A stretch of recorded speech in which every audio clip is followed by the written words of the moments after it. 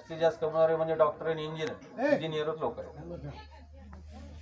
ही संकल्पना ज्यावेळेस मी डॉक्टर झाल्यानंतर लक्षात यायला लागली किंवा सगळे त्याच उद्देशाने आपल्याला बघतो. आणि सगळ्यांचा उद्देश म्हणजे आयुर्वेद तर घेण्याचा बिलकुलच नाही आहे. सगळे ॲलोपॅथी, इंजेक्शन, गोळ्या. आजही वारीमध्ये मला कोणी भेटलं की गोळी आहे काय डॉक्टर म्हणून विचारतात. आता गोळीचा उद्देश साहजिक आहे, इंग्लिश गोळी. मग हे याच्या आधी आपल्याकडे उपाय नव्हते की काय? म्हणजे आपण पहिले वारी करत होतो त्यावेळेस इंजेक्शन गोळी न घेताच वारी केलेले आहेत आपल्या. एवढे महाराजांचे लोक परंपरा आपण वारीची सांगतोय, त्यांचे पाय कधी दुखले नाहीत का? वोट सूट आपण गोळीच मागत खात फिरतोय का?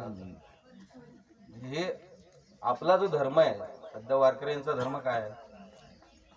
वारीत नाव घेत है ना, नामस्मरण करत पंढरीला जाणे. मग आपण नामस्मरणात गुंततोय की आपल्या देहामध्ये गुंततोय? मुळात उद्देश हा आहे की आपण देहबुद्धी विसरली पाहिजे, देहाचं दुखणं विसरलं पाहिजे. मग वारीमध्ये आपलं मन जर विठ्ठलाकडे असेल तर आपले पाय दुखतात हे सुद्धा जाणीव राहणार नाही. म्हणून देहबुद्धीकडे जास्त लक्ष देऊ, खाण्याकडे पिण्याकडे. पाणी प्यायला बाटल्या घेत घेत आपण पळतो, म्हणजे सगळं लक्ष आपल्या झोपण्याची जागा पकडण्याकडे आहे.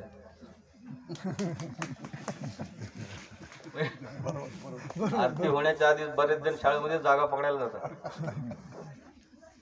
या गोष्टी ज्या आहेत आपण आपल्या देहाच्या सुखाकडे लक्ष जास्त देतोय. मुळात वारीचा उद्देश आता एवढं सगळं म्हणतात, मला यांच्याकडून जास्त ज्ञान मिळालं की माझ्यापेक्षा जास्त सेवेकरी इकडे आहेत. म्हणून मी माझी वकिली असेल किंवा डॉक्टरकी, आजही डॉक्टरकी करतो. ॲक्च्युली माझे दोन उद्देश म्हणजे ज्यावेळेस आईवडिलांनी मला शिक्षणाला घातलं डॉक्टरकीला, BMS हे माझं शिक्षण झालं आहे संगमनेर महाविद्यालय, नगर डिस्ट्रिक्टमध्ये येतं. सराफ कॉलेज, सिद्धकला आयुर्वेद महाविद्यालय, इथून माझं शिक्षण झालं आहे BMS. 2003ला पासआउट झालो. आज घडीला मला 22 वर्ष होत आहे पासआउट होऊन. आत्तापर्यंत प्रॅक्टिस केली. त्यानंतर मध्यंतरी मला कॅन्सरमध्ये फेलोशिप पण भेटली आयुर्वेदातून. कॅन्सरमध्ये फेलोशिप केल्यानंतर हे लक्षात आलं की लोक विनाकारण कुठल्याही आजाराला डॉक्टरकडे जावायची वरती लावतात. साधा सर्दी खोकला सध्या झाला की व्हायरल इन्फेक्शन मानायची सवय आपण पण लावली. याचाच फायदा इंटरनॅशनल मार्केटने घेतला. म्हणून भारतावर कंपल्सरी कोरोना लादला दिला. खेड्यापाड्यात कोरोना एवढा पसरला नाही, पण एवढे घाबरणारे लोक नाहीत असं, त्यांच्याकडून पैसाही निघणार नाही. पण प्लास्टिकमध्ये गुंडाळण्यासाठी फक्त शहरातल्या लोकांना निवडलं त्यांनी, त्यांच्याकडे भरपूर पैसा आहे, हे मार्केट आहे. म्हणून रेमडेसिवीर इंजेक्शन आहे 40,000ला, 45,000ला, 50. कलेक्टरच्या परमिशनने असं विकलं गेलं. त्याचा उद्देशच नव्हता. रेमडेसिवीर इंजेक्शन हे असं ड्रग आहे की त्याचं कुठेच कामाला आलं नाही, पण त्या काळात कंपन्यांनी प्रचार केला की हे रेमडेसिवीर इंजेक्शन याला चालते बाबा, आपल्या लोकात आहे ही गोष्ट चालते. एकानं म्हटलं की 10 लोकांना सांगतात. सगळ्यात मध्ये घरातला ज्यांना भीती वाटते त्यांना महत्त्वाच्या माणसाला सांगून द्या की हे इंजेक्शन चालतं. सायंटिस्टने सांगायची गरजच नाही. ती सगळं आपल्या भारतामध्ये लगेच प्रचार होतो, रात्रीतून प्रचार होतो की हे इंजेक्शन चालतं. जवळ येतो. मग ते आता रेमडेसिवीरचे दुष्परिणाम असे झाले किंवा हाडांचे ठिसूळ झाले काही जणांचे. काही जणांचे अटॅक पण आता वाढलेत. ज्यांनी लसी घेतल्या. आता लसीचा प्रयोग काय आहे, इंटरनॅशनल मार्केट असं झालं की लस निर्माण करणं गरजेचंच पडलं आपल्याला. कारण जर लस निर्माण केली नसती आपण तर चायना आपल्यामध्ये मार्केट आणलं असतं. चायनाने इम्पोर्ट करावं लागलं असतं की हा व्हायरस आहे, कारण त्यांनीच हा शोध लावला. तो खरा नव्हता हे नंतर शोध आला. मग त्यांनी असं बागुलबू आपल्याकडे म्हणतात ना, आपण एक लहान मुलाला सांगतो इकडे बावाया जाऊ नको, तिकडे बावाया जाऊ नको, तसं इंटरनॅशनल मार्केटमध्ये त्यांनी पसरवलं की हा व्हायरस आहे, तो व्हायरस आहे. आणि ॲक्च्युली तो कुठे सापडलाच नाही लॅबमध्ये. हे सापडत नाही किंवा शोध लागते तोपर्यंत त्यांनी इंजेक्शन निर्माण पण केलं होतं लसीच्या स्वरूपात. मग अमेरिकेला आणि भारताला ज्यावेळेस कळलं किंवा हे चायनाचा असा उद्देश आहे किंवा पूर्ण देशावर काबीज करायचं आहे, मग अमेरिके आणि भारताने ठरवलं की आपण पण म्हणायचे की चायना कोरोना आहे म्हणून आपणच लस काढायची आणि आपल्या लोकांना पाणी जरी दिलं तरी लस दिलं असं म्हणायचं. म्हणजे भारतीय लोकांना त्याच्यातच शांती होणार. आता तेच झालं. मी लोकांना म्हणलो गोळी देत नाही, कसला डॉक्टर म्हणजे का गोळीच देत नाही म्हणजे.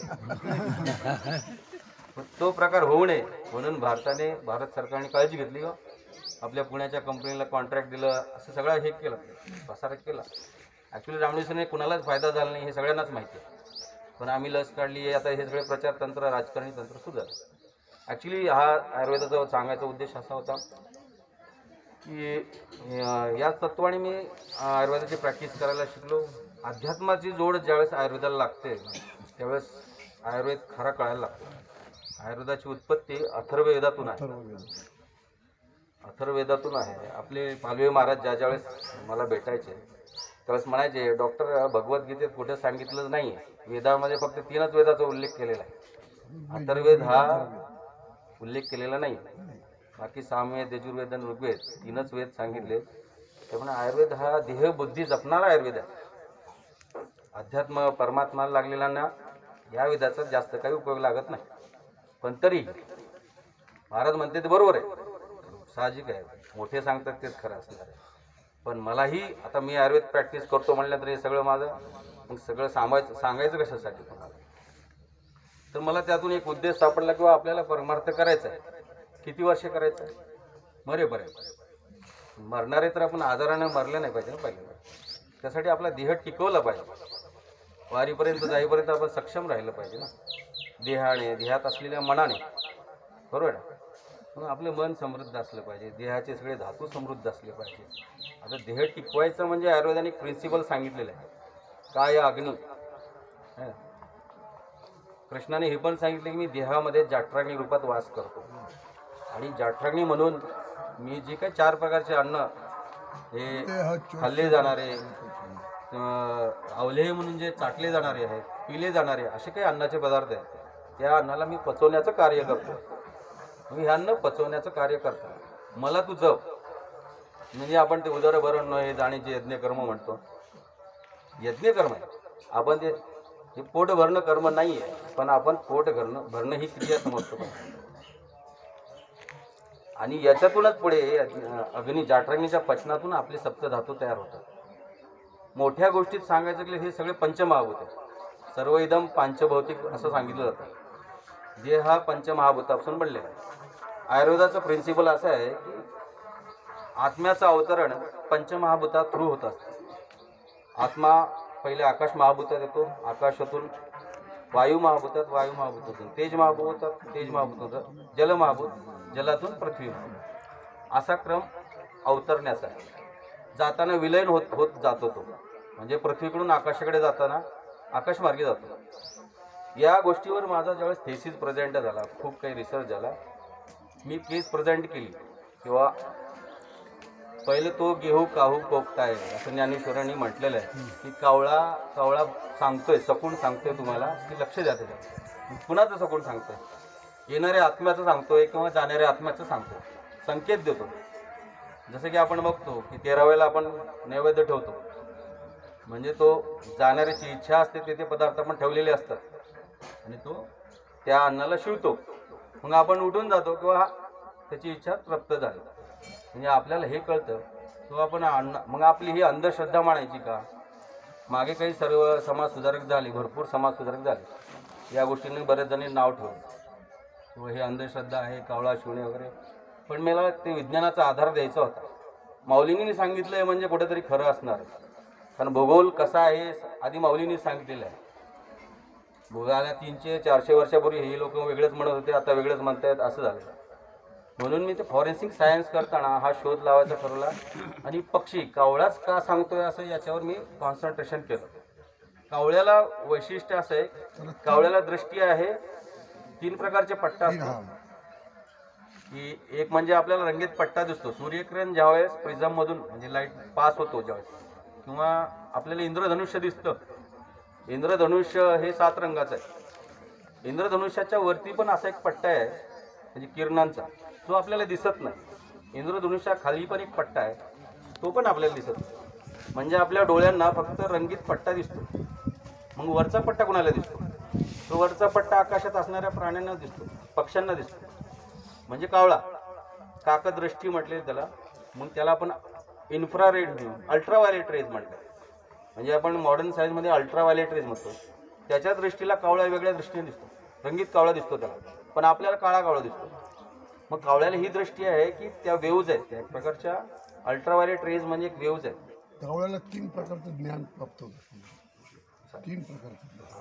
मग त्या किरणांची भाषा करताना हे लक्षात आलं की आपण ज्यावेळेस देहामध्ये असतो, आत्म्यांच्या काही वेव्ज आपण घेतलेल्या असतात, त्या पंचमहाभूता थ्रू वाहत असतात. ज्यावेळेस हे पंचमहाभूतात शरीर आपण सोडतो, त्या आत्म्याच्या वासना रूपात काही वेव्ज असतात, ज्या आकाश मार्गाने गमन करत असतात. आणि त्याच वेव्ज म्हणजे अल्ट्राव्हायलेट रेज आहेत. हे ज्यावेळेस सिद्ध झालं आणि अल्ट्राव्हायलेट रेज ज्यावेळेस कावळा पकडतो आणि आपण ज्यावेळेस सगळे जमा झालेलो असतो त्याच्या चिंतनामध्ये, गेलेल्याच्या चिंतनामध्ये त्याची इच्छा विचारत असतो आणि ते सगळे पदार्थ होतो.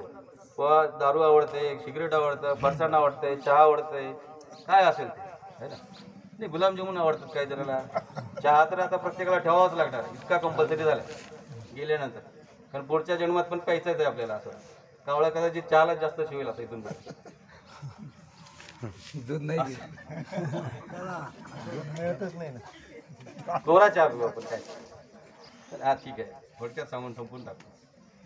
मग आपलं हे मग मी हा थेसिस माझ्या वर्ल्ड कॉन्फरन्सला, देहरादूनला कॉन्फरन्स होती आयुर्वेदाची, तिथं मांडला आणि माझं ईबुकमध्ये सिलेक्शन झालं या पेपरचं. किंवा पहिलं तो काऊ कोफता आहे या तत्वानुसार सायंटिफिक व्ह्यू आहे याला, की कावळ्याला दृष्टी अल्ट्राव्हायलेट रेजची आहे आणि तो आत्म्याच्या वेव्ज पकडतो. आणि ज्यावेळेस तो आत्म्याच्या वेव्ज पकडतो, तो कावळा लक्ष करतो आणि त्याच वेव्जला बरोबर कॅच करतो.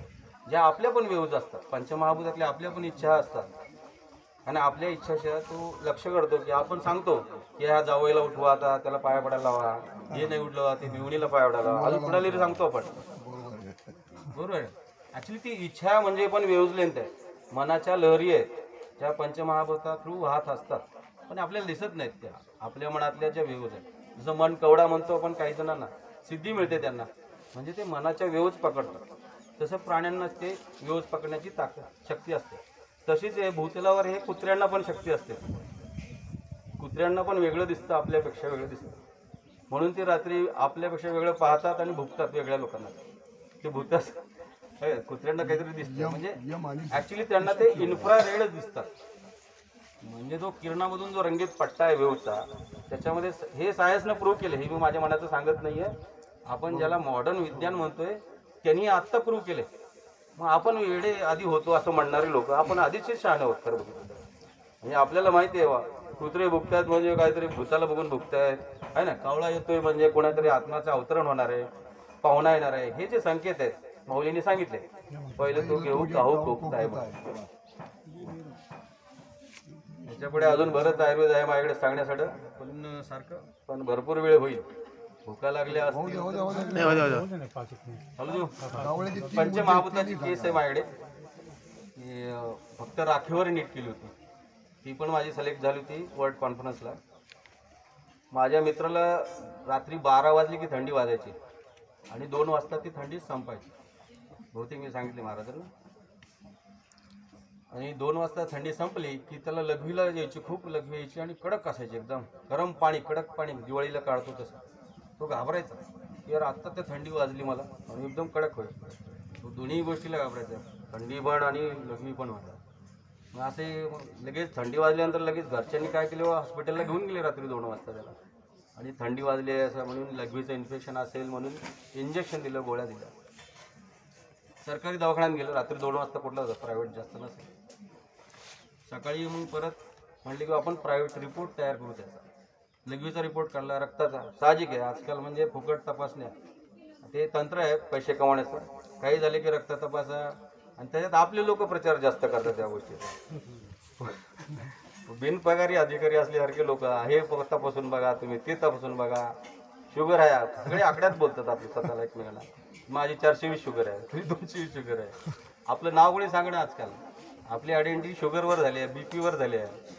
किती आहे तुमचा बीपी म्हणतो, कोणती गोळी चालू आहे, प्रत्येकाची गोळीवर ओळख आहे. बरेच जण, काही जणांची सुमो गोळीची ओळख आहे. म्हणजे पेनकिलर इतकी खातात, पेनकिलर खाण्याने पण कॅन्सर होत आहेत. म्हणजे भरपूर पेशंट येतात, रोज पेनकिलर खाण्याने पोटात अल्सर होत आहेत, चकमा होत आहेत. असो, माझा मित्र रक्त आणि लघवीची तपासणी केल्यानंतर त्याच्या लक्षात आलं की रिपोर्टमध्ये काहीच आलं नाही. मग रात्री झालं ते काय होतं, मग इन्फेक्शन नाही आहे तर मग यायला पाहिजे, काहीतरी यायला पाहिजे, तर नाहीच चालत. आणि आजकाल असंच होतं, एक्सरे मध्ये काही निघत नाही, MRI मध्ये काही निघत नाही, थायरॉइड निघत नाही, काही निघत नाही, मग डॉक्टर गोळी खा म्हणतात, आपण पण खातो, गुरुनी मंत्र दिल्यासारखं आपण जपतो. म्हणजे आपला एवढा विश्वास झालाय, आपण आपल्या गुरु परंपरेला विसरलोय आणि जे काही सांगतात मॉडर्नवाले ते सरळ सरळ मार्गाने स्वीकारले.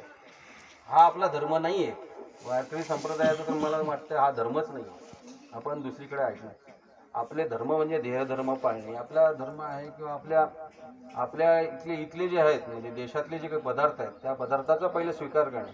आपण जे धान्य उगवतोय जिवंत धान्य म्हणजे आपले बाजरी, मका, गहू वगैरे हे जे म्हणजे ज्वारी, जोंधळा, पिवळा हे जे अन्न होते ते खाणं गरजेचं आहे. आणि आज तेच उठून सांगतायत हे अन्न खायला पाहिजे आपल्याला. पण आपल्याकडे काही दिवसांनी ते अन्न भेटणार नाही. अमेरिकेने सगळे बी राखून ठेवलेत, ते तुम्हाला खत म्हणून विकणार आहेत काही दिवसांनी. काय आज तुमच्याकडे घरात राख आहे म्हणजे पहिलेही होती म्हणा, तर पहिले तुम्हाला पेस्ट खरेदी करायची गरज नव्हती. पण आज प्रत्येकाच्या खेड्यामध्ये पेस्ट आहे. घासायला ते म्हणजे स्टायलिश वाटतं. हिरो वगैरे हिरोईन पहिले घासायचे, आता आपल्यालाही तसंच व्हायचं आहे म्हणून आपण पेस्टनेच जातं घासतो. कुणालाही म्हणजे मंजन किंवा आपल्या पहिले कोळशाने, आणि आज तेच पेस्टमध्ये कोळसा घालूनच विकतायत. म्हणजे कंपनीने विकलं की ते चांगलं वाटतं, मॉडर्न वाटतं आपल्याला. पण आपण करत होतो ते काय मग आपलं म्हणजे हा स्वधर्म होता आपला. आपला स्वधर्म आपण पाळला पाहिजे. तो आपण विकलाय.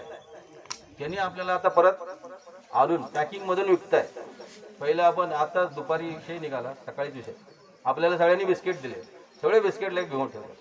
पण पहिल्याच्या काळात काय करत असतील, चहा नव्हता, बिस्किट नव्हते, काय आपण ते तिळाच्या, शेंगदाण्याच्या, गुळाच्या चपात्या करायच्या, दशम्या करायचो बरेच. मग हे आपल्या प्रथा कुठे आहेत? त्या पोटासाठीच होत्या ना, पोट बिघडण्यासाठी नव्हत्या. आपण बिस्किट खातो म्हणजे शिळ्या भाकरी खातोय. आपण जर आपल्या चपात्या 2-4 महिने 6 महिने जर गुंडाळून ठेवल्या खाऊ का? मग कंपनीचं काय होतं?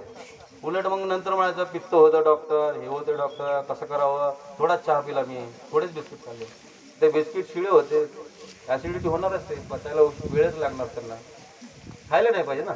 म्हणजे हा वारकरचा स्वधर्म नाही आहे. आपल्या घरातलं, आपल्या देशातलं खाणं गरजेचं आहे. पहिल्यांदा आपल्या गावातलं खाल्लं पाहिजे. आपण ज्वारी लावत नाही आहे, आता ज्वारी विकत घेतो दुसऱ्याकडून, केळीच्या बागा लावतोय, ऊसाच्या शेती करतोय, साखर, नुसती साखर एक्सपोर्ट करते, आपणही साखर खातोय. महाग झाले. ते एकच केस आहे, थोडी मित्र सांगतो. 3 दिवस झालं मित्राला हेच होतं. रात्री 12 वाजले की थंडी वाजायला सुरू व्हायची, कडकडकड थंडी वाजायची. 10 पांघरून जरी टाकले आणि वरून बायको जरी बसली तरी त्याची थंडी जायची नाही. म्हणजे एवढी थंडी वाजायची त्याला, पाठीमधून कडकड वाटायची. म्हणजे ते मलेरियाची टेस्ट केली त्याची, थंडीत आहे ना, थंडी मलेरियाची पण असू शकते बा. 2-3 दिवस झाले त्याची टेस्टमध्ये काहीच येत नव्हतं, रिपोर्ट नील होते. 4था दिवस उजडला. मग 4थ्या दिवशी विचार करायला गाववाले घरातले, आता घरचं काही नाही व डॉक्टरचं पण काही नाही आहे, बाहेरचं काही असू शकतं आहे ना, भूताटकी असू शकते काहीतरी. आले परत मूळ पदावर, आपण पण तसंच होणार, परत मूळ पदावरच येणार आहे आपण. हे आपला स्वधर्म आहे हा. तो काय मग त्याने मग असं लक्षात आलं की आता ह्याला घेऊन जायचं बा, बघा कुठे महाराज वगैरे असतील त्या. पण त्याच्यात त्याचा दिवस गेला, कारण तो इंजिनियर, सॉफ्टवेअर इंजिनियर, असल्या गोष्टीकडे सहज येणारच नाही, तत्वाला फिक्स असलेलं. मग त्यांनी विचार केला गावातले म्हणजे घरातले फोर्स खूप करता, इकडे जाऊ तिकडे जाऊ. बघता बघता संध्याकाळ होते, 6 वाजले 7 वाजले, आता काही जाणवत नाही. मग आता परत 12 वाजतील, परत जेवणार, परत हा घाबरला. मग त्याला माहीत आहे श्रीमंत काहीतरी पंचमहाभूताची ट्रीटमेंट करतो. माझा क्लासमेट, बालमित्र, त्याच्या घरी जाऊन झोपलेलो मी. बऱ्याच वेळेस दिवाळीला गेलो, त्याच्याकडे सोबत राहिलेलो गावाकडे. आणि मग अचानक मी 10 वाजता झोपतो दरवेळेस. असंच माहीत आहे माझ्या मित्रांमध्ये किंवा हा मुंबईला जरी असला तरी जागत काही नाही आहे. 10ला फोन बंद करतो, कोणाचा उचलत नाही. म्हणून त्याने मग 10च्या आधी मला फोन केला, श्रीमंत अशी अशी गोष्ट आहे माझ्या बाबतीत घडते, 3 दिवस झाले, रिपोर्ट पाठवू का? मी म्हणतो नको पाठवू, माहिती आहे मला काय असेल तुझं. नाही बरोबर, काय त्या रिपोर्टमध्ये काही नसणार आहे म्हणून मला फोन केला. तू म्हटलं कारण काही मोठे डॉक्टर असते तेव्हाच असेल ना तिकडे. म्हटलं काय रिपोर्टमध्ये निघेल, पुढे प्रवास चालू असते त्यांचा, जिथं काहीच निघत नाही तेव्हाच मला आठवतात काही माझे मित्र. मग असं सांगितलं तर मी म्हटलं ठीक आहे बाबा, 2च मिनटं का. मग मित्राला मी म्हटलं ठीक आहे बाबा, 10 वाजलेत, आता काय वेखंड चूर्ण. पहिले घरात सगळे वेखंड चूर्ण वापरायचे. आपल्याकडे सुंठ, वेखंड हे सगळे चूर्ण असायचे. आलं हां आलं, ते वेखंड वेखंड वेगळा, अद्रक पण वेगळा. त्याला वाळवल्यानंतर चुन्यामध्ये वाळवतात घासून वगैरे. मग तुला वेखंड आहे का विचारलं, ते म्हणलं नाही, वेखंड असलं काही नाही आपल्या घरी. लहानशील का पसारी दुकानातून वगैरे. ते म्हणलं रात्री 10 वाजता कोणी राहत नाही जागे म्हणले आपल्याकडे, असले काही उपाय सांगतोस म्हणले तू, म्हणून तुला फोन करत नाही आम्ही काही. म्हणजे आता हे अवघड झाले. लोकांकडे सुमो पेन किलर सापडेल, कॅन्टीन गोळी सापडेल, सगळे नाव माहिती आहेत इंग्लिश, पण आपले आयुर्वेदिक औषधं कोणाकडेच नाहीत. किती महागडे झाली गोष्ट आहे ना. दवाखाना सोपा आहे, आपल्या घरात होता आजीचा बटवा म्हणून, आज्यालाच माहित नाही कशाला काय देवा. आता आज्याला सर्दी होते ना, आजीला नागळत असते, लहान मुलाचं काय नाक नीट करणार. मग मित्रांना सांगितलं, मी आता खाजवलं डोकं वा गुरूंचं स्मरण करतो. अशा वेळेस मी आपल्याला पंचतत्वानुसार त्यांचं स्मरण केल्यानंतर ते आपल्याला ज्ञान देतात, अशी माझी भावना आहे. गुरूंच्या प्रति श्रद्धा आहे. थोडक्यात मग मला त्यांनी एक उत्तर सुचवलं, काही नाही तर बाबा ठीक आहे. मग मी मित्राला सांगितलं, बा तुझ्या घरी मी बघितलेलं आहे असं. आता इथं तर शेगड्यात आहे, चूल असते, चुलीत आपण राख असते, त्याला वत्तल म्हणतात आमच्या मराठवाड्यात. पाणी तापवण्याचं ठिकाण वत्तल म्हणतात आमच्याकडे, इकडे काय म्हणतात माहीत नाही. मग ते वत्तलामध्ये राख असेल म्हटलं ठेवलेली. हो म्हणले आहे म्हटलं. मग बायकोला सांग ते राख आण आणि पाठीच्या मणक्याला घास, वरवड आणि खालीपर्यंत असे जोरात घासायचे. घासून ती राख तिथंच कोरडीच घासायची, ओली नाही करायची. ठीक आहे म्हणलं, हा का उपाय काय म्हणलं हा तेवढा तरी करून. आता एवढ्या लांबून मी काय करणार आहे, फोनवर काय करणार. तू तर गावात असून ते आणू शकत नाहीस काय, मी पण काय करू शकत नाही म्हटलं. पंचमहाभूताचा उपाय तेवढा तरी करू म्हटलं आपण. बरं म्हटलं. आणि रात्री लावल्यानंतर लावला असेल, मला सकाळी त्याचा 7 वाजताच फोन आला. मग मित्र म्हणला 7 वाजता मी उठलो, लघवी पण केली म्हटलं. लघवी काही कडक पाणी नाही झाली, नॉर्मल झाली. आणि दुसरी काही थंडी पण रात्री वाजली नाही मला. मी रात्री गाढ झोपी गेलो. 3 दिवस कसलीच झोप नव्हती मला. झोपी गेलो. हे कसं काय म्हणले, तुला कसं काय भूत कळतं. मी म्हणलं हे भूत नाही आहे बाबा, म्हणलं जलमहाभूत आहे म्हणलं. जलमहाभूत कसं म्हणायचं, पंचमहाभूत आहेत ना आपले. आपण त्याचा कधी आपल्या ज्ञानाचा ना विचित्र प्रचार करतो.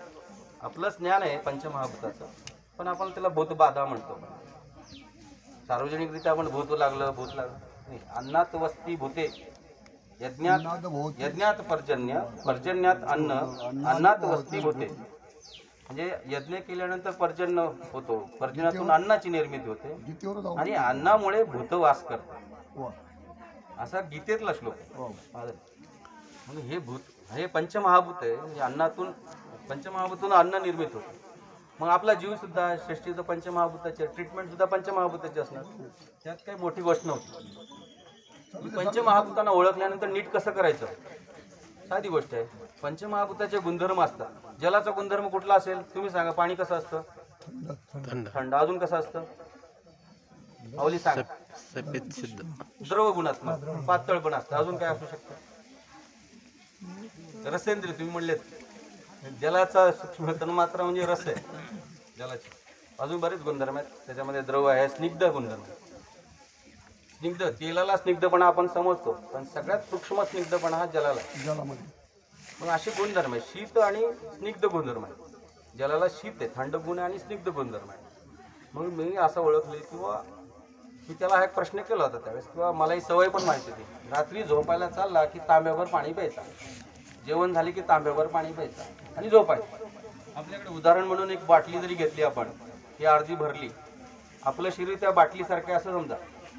अर्धी भरली पाणी, उभी असताना ते पाणी खाली राहील, बरोबर आहे. ती बाटली जर आडवी केली तर कुठे जाईल पाणी, तोंडाकडे जाईल. आणि तोंडाकडे म्हणताना आपल्या पाठीकडे पूर्ण मणक्यावर पाणी असेल, बरोबर आहे, पूर्ण मणक्यावर पाणी असेल. आता पाण्याचा गुणधर्म कुठला, शीत आहे आणि स्निग्ध आहे. मणक्यामधून काय होते, आपली संज्ञा सुषुम्ना नाडी वाहते, जी सगळीकडे वेदना नेते आहे ना. सगळी म्हणजे डोक्यापासून निघते ते खाली. आपण कुंडली जागृत झाल्यानंतर खालून होते, वरून सुषुम्ना नाडी आणि तिच्या ब्रँचेस हाताकडे, पायाकडे, सगळीकडे जातात, अवयवांकडे जातात. मग ह्या सुषुम्ना नाडी वाटे आपण आता बाटली आडवी झाल्यानंतर ते पाणी आपल्याकडे त्या बाटलीला जर हात असतील, पाय असतील तर तिकडे बंद जाईल, बरोबर आहे. आणि मेन म्हणजे त्या मणक्यावर जास्त पाणी असतं, सुषुम्ना नाडीवर असतं. मग ते जल महाभूत स्वतःचा गुणधर्म तिथं जास्त देईल. कुठला शीत गुणधर्म आणि स्निग्ध गुणधर्म. मग याच्या विरुद्ध उलट द्यायचं. ट्रीटमेंट काही अवघड नाही. जर याचं चिंतन जर केलं, पंचमहाभूताची ट्रीटमेंट प्रत्येक घरात होत होती पहिली. महाराज लोक याला आपण म्हणतो चमत्कार बिमत्कार म्हणतो, काही चमत्कार नाही, हे ज्ञान आहे, ज्ञानाची चिकित्सा. स्निग्धाच्या विरुद्ध कुठला असेल? स्निग्धाच्या विरुद्ध कुठला असेल माऊली? वृक्ष. बरोबर बोललो, एकदम बरोबर. स्निग्धाच्या विरुद्ध वृक्ष आणि शीतच्या विरुद्ध उष्ण. उष्ण. मग आता मला काय उष्ण आणि वृक्ष पाहिजे, असा गुणधर्माचा पदार्थ पाहिजे. मी तुम्हाला सांगितलं, पण थोडं काही आधीच सांगितलं, राख होती. म्हणजे ते माऊलीने मला बुद्धी दिली, उष्ण आणि वृक्ष गुणधर्म असलेला पदार्थ निवडायचा आणि तुला सांगायचं. मग मी त्याला तेच सांगितलं आणि मित्राला सांगितलं, विरुद्ध गुणाची ट्रीटमेंट केली की लगेच चिकित्सा होते. म्हणून आपण जलाच्या विरुद्ध जे आहे, जलाच्या शीत आणि स्निग्ध विरुद्ध उष्ण आणि वृक्ष गुणधर्माची ट्रीटमेंट दिली. राखेमुळे काय झालं? मग राखेमुळे काय होतं? आता तुम्ही शाई पडली कुठे शाईचा थेंब पडला, आपण पेपर ठेवतो, खडू ठेवतो, म्हणजे द्रव गुण येतो है ना, पाणी शोषलं जातं.